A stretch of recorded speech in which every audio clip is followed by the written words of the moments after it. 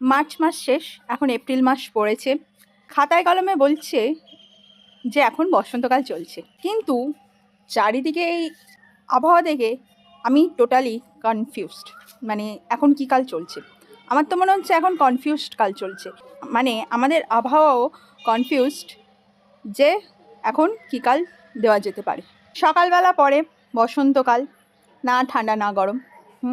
তারপর সকালটা পেরিয়ে যেই একটু দুপুর দুপুর দিকে যাবে, সঙ্গে সঙ্গে চড়া রোদ, মানে একদম পুরো গ্রীষ্মকাল, গরমকালের মতো অবস্থা। তারপর যেই একটু বিকেলের দিকে যাবে তখন হয় হেমন্তকাল। তারপরে সন্ধ্যের দিকে শুরু হয়ে যাবে বর্ষাকাল।